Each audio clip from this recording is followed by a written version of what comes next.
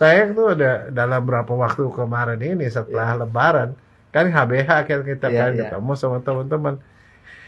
Ketemu teman ya di beberapa komunitas gitu, saya temuin ternyata banyak yang agingnya itu berbeda-beda, Pak. Antar kita yang seumuran ya, agingnya beda-beda.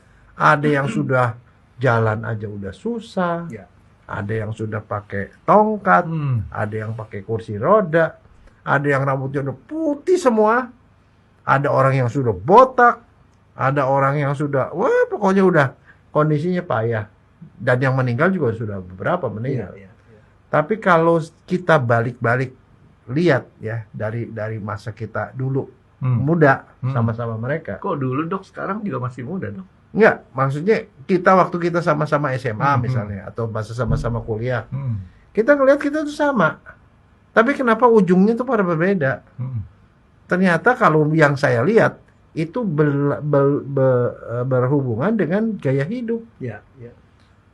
Mereka yang tua-tua itu ya, yang tua-tua, yang sakit-sakitan, yang macam-macam ya, badannya jadi gemuk, penyakitan dan segala, itu semuanya tuh hampir sama, Pak.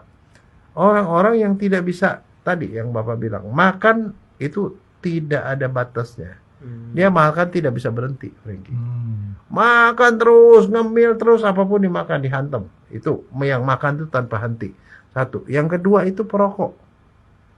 Yang ketiga, nggak pernah olahraga, Pak. Yang keempat apa?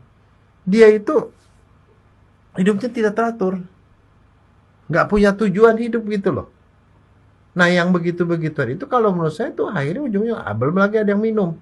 Satu lagi begadang, Pak. Nah mereka yang itu yang mereka cepat aging, Franky. Ya saya tidak tahu, tetapi saya cuma melihat kenyataannya kan saya udah lewatin 30 tahun lebih ya, hampir 40 tahun dengan mereka.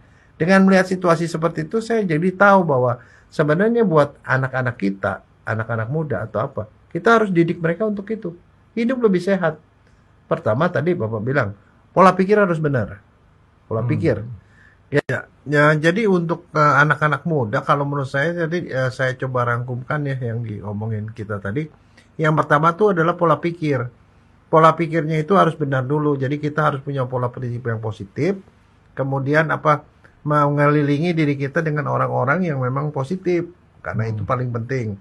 Yang kedua tadi itu kemudian pola hidup dalam arti kata pertama adalah olahraga itu harus dilakukan secara rutin karena itu akan bikin badan kita jadi sehat.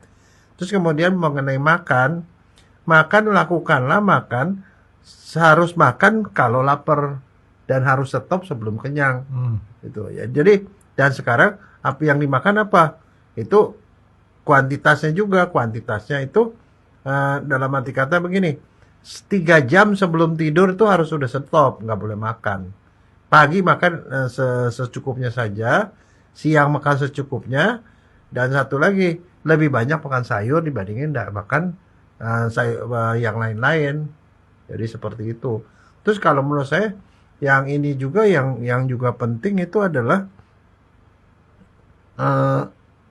pergaulan ya. Kalau menurut saya pergaulan ya kita harus lakukan pergaulan yang bagus, dan satu tidur yang harus cukup kalau menurut saya itu.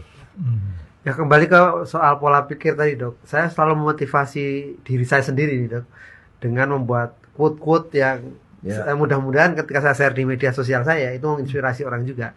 Salah satunya adalah barang lama kalau kita pelihara akan jadi barang antik yang mahal harganya Dok.